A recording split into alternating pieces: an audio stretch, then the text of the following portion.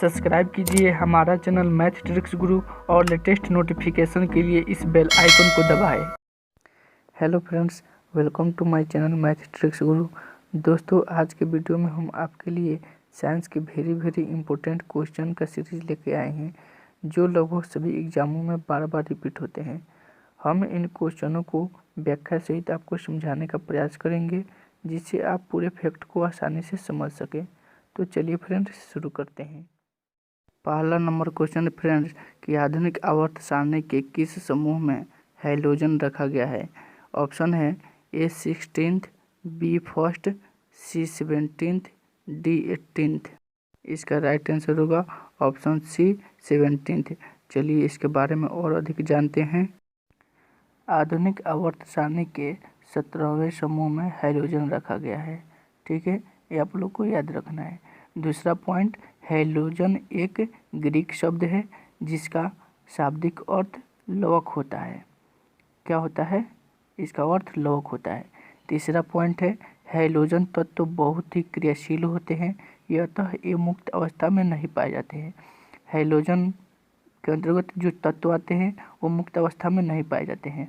इसके अंतर्गत fluorine, chlorine, bromine, iodine, एस्टेटिन इत्यादि तत्व आते हैं। ठीक है, ये आप लोग को इन तत्वों का नाम याद रखना है। अगला पॉइंट, हैलोजन समूह के अंतर्गत आने वाले तत्वों में क्लोरीन और फ्लोरीन गैसीय अवस्था में, ब्रोमीन द्रव अवस्था में, जबकि आयोडीन ठोस अवस्था में पाया जाता है। इस पॉइंट को भी आप लोग को याद रखना है। ये पॉइंट एग्जाम की दृष्टि से वेरी इम्पोर्टेंट है। चलिए दोस्त, अगला क्वेश्चन देखते हैं। परमाणु संख्याओं के आधार पर तत्वों को वर्गीकृत किसने किया। Option A Moseley, B Dobereiner, C Newland और डी मेंडलीव। फ्रेंड्स, इसका राइट आंसर होगा ऑप्शन ए मोसले। मोसले ने परमाणु संख्याओं के आधार पर तत्वों को वर्गीकृत किया था। ठीक है, इस पॉइंट को आप लोग को याद रखना है। चलिए फ्रेंड्स, इसके बारे में और अधिक डिस्कस करते हैं। पहला पॉइंट है फ्रेंड्स, मोसले ने आवर्त सारणी सन 1913 में बनाया था। कब बनाया था फ्रेंड्स? तो 1913 में। ये आप लोग को याद रखना है। चलिए दूसरा पॉइंट देखते हैं। आधुनिक आवर्त सारणी मॉडर्न पीरियोडिक लॉ के जनक मोसले हैं। ठीक है, जिसमें 7 आवर्त तथा 18 वर्ग हैं। ये पॉइंट आप लोग को याद रखना है, एग्जाम की दृष्टि से वेरी इंपॉर्टेंट पॉइंट है। चलिए फ्रेंड्स, अगला क्वेश्चन देखते हैं। निम्न में से कौन सा लचीला और कोमल है। ऑप्शन ए सल्फर, बी तांबा, सी कार्बन, डी फास्फोरस। फ्रेंड्स, इसका राइट आंसर होगा ऑप्शन बी तांबा। ऑप्शन में से सबसे लचीला और कोमल तांबा है। चलिए फ्रेंड्स, इसके बारे में और अधिक डिस्कस करते हैं। फ्रेंड्स, पहला पॉइंट है, प्रकृति में तांबा मुक्त अवस्था तथा संयुक्त अवस्था दोनों में पाया जाता है। ठीक है, इस पॉइंट को आप लोग को याद रखना है। चलिए फ्रेंड, दूसरा पॉइंट देखते हैं। संयुक्त अवस्था में यह मुख्यतः सल्फर डाइऑक्साइड एवं कार्बोनेट अयस्क के रूप में पाया जाता है। ठीक है, संयुक्त अवस्था में यह सल्फर डाइऑक्साइड एवं कार्बोनेट अयस्क के रूप में पाया जाता है। चलिए फ्रेंड्स, तीसरा पॉइंट देखते हैं। तांबा को उत्कृष्ट धातु कहा जाता है, यह एक संक्रमण तत्व है। ठीक है, इन पॉइंट को आप लोग को याद रखना है तथा अपने नोटबुक में लिख लेना है ताकि हमेशा आप लोग को याद रहे। चलिए फ्रेंड्स, अगला क्वेश्चन देखते हैं। विद्युत बल्ब में आमतौर पर रासायनिक रूप से निष्क्रिय गैस डैश भरी होती है। A hydrogen, B oxygen, C nitrogen, D chlorine. Friends, इसका राइट आंसर होगा ऑप्शन सी नाइट्रोजन। विद्युत बल्ब में आमतौर पर रासायनिक रूप से नाइट्रोजन गैस भरी होती है। ठीक है, इस पॉइंट को आप लोग को याद रखना है।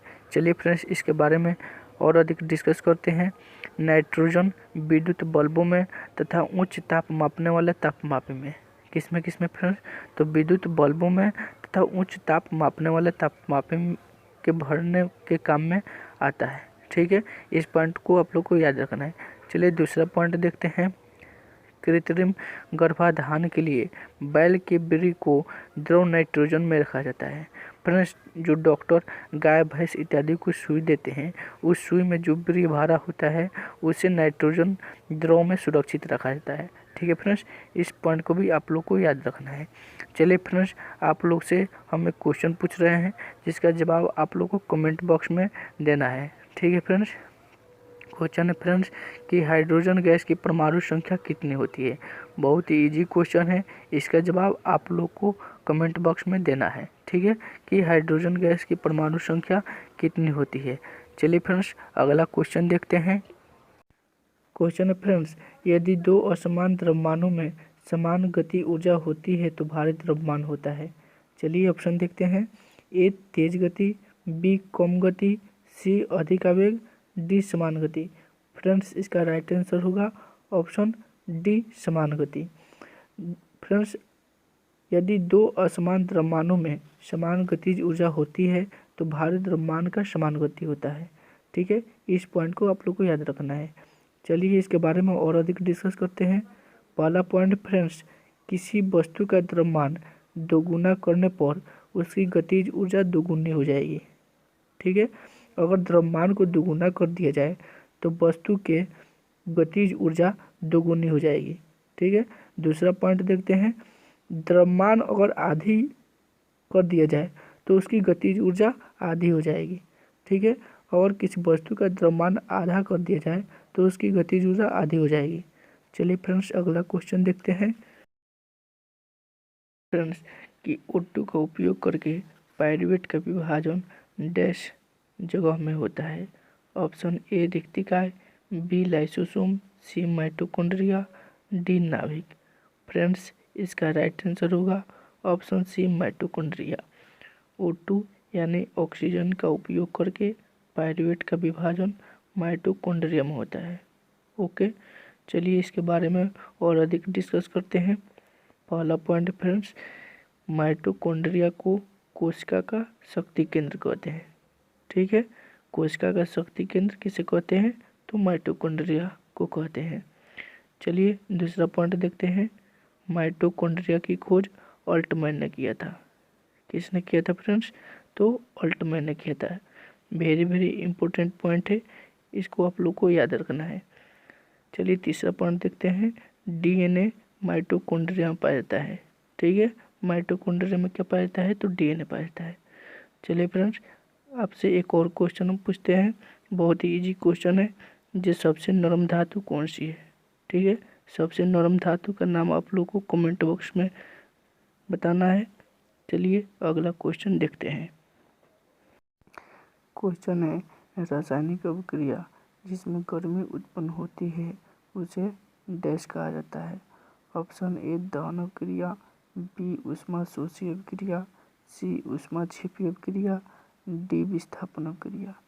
फ्रेंड्स, इसका राइट आंसर होगा ऑप्शन सी ऊष्मा क्षेपी अभिक्रिया। चलिए इसके बारे में और अधिक डिस्कस करते हैं। रासायनिक अभिक्रिया जिसमें गर्मी उत्पन्न होती है उसे एक ऊष्मा क्षेपी अभिक्रिया कहते हैं। ओके, चलिए दूसरा पॉइंट देखते हैं।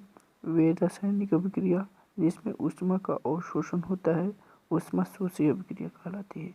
जिसमें ऊष्मा का अवशोषण होता है उसे ऊष्मा शोषी, और जिसमें गर्मी उत्पन्न होती है उसे ऊष्मा क्षेपी अभिक्रिया कहते हैं।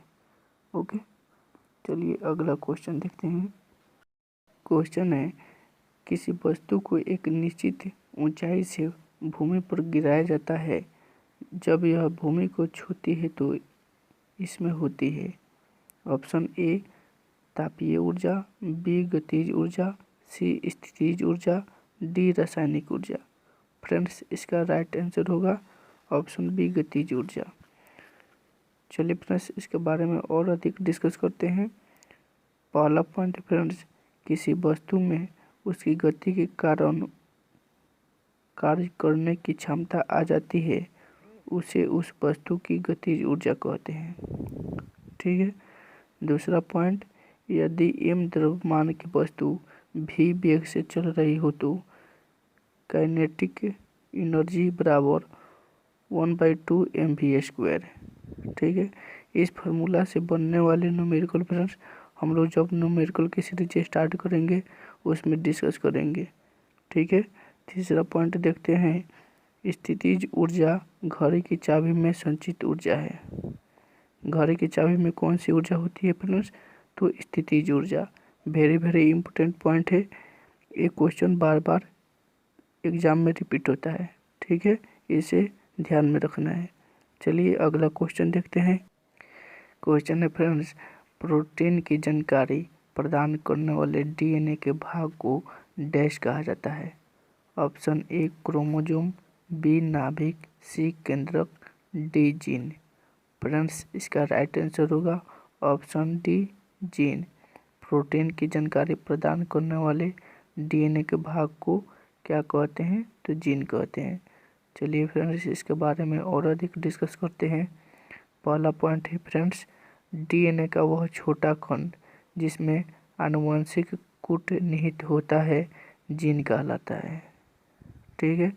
दूसरा पॉइंट, जीन शब्द का प्रयोग सर्वप्रथम जोहानसन ने 1919 ईस्वी में किया था। किसने किया था फ्रेंड्स? तो जोहानसन ने 1919 ईस्वी में किया था। तीसरा पॉइंट देखते हैं, गुणसूत्र में पाए जाने वाले आनुवंशिक पदार्थ को जीनोम कहते हैं। क्या कहते हैं फ्रेंड्स? तो जीनोम कहते हैं, ठीक है। चलिए फ्रेंड्स अगला क्वेश्चन देखते हैं। क्वेश्चन है फ्रेंड्स, निम्नलिखित में से कौन सा तत्व मेंडलीव की आवर्त सारणी में एक निश्चित स्थान नहीं पा सका? Option A hydrogen, B sulphur, C oxygen, D nitrogen. इसका राइट आंसर होगा ऑप्शन ए हाइड्रोजन। मेंडलीव के आवर्त सारणी में हाइड्रोजन तत्व एक निश्चित स्थान नहीं पा सका। हाइड्रोजन का स्थान विवादपूर्ण है, ओके। तो चलिए फ्रेंड्स लास्ट क्वेश्चन, जिसका जवाब आपको कमेंट बॉक्स में देना है। क्वेश्चन है, मेंडलीव ने अपने आवर्त सारणी में कुल कितना वर्ग बनाया था? ठीक है, इसका जवाब आपको कमेंट बॉक्स में देना है। आपको 3 क्वेश्चन दिए हैं, आप ज़रूर इसका आंसर कमेंट बॉक्स में दीजिएगा, ठीक है। फ्रेंड्स अगर वीडियो अच्छा लगा हो तो वीडियो को लाइक कीजिए, शेयर कीजिए, और यदि आप चैनल पर नए हो तो चैनल को सब्सक्राइब करके बगल में जो घंटी का निशान है उसे ऑल नोटिफिकेशन पर सेट कर लीजिए, ताकि सबसे पहले आपको नोटिफिकेशन मिल सके। Best of luck. Please like, share and subscribe.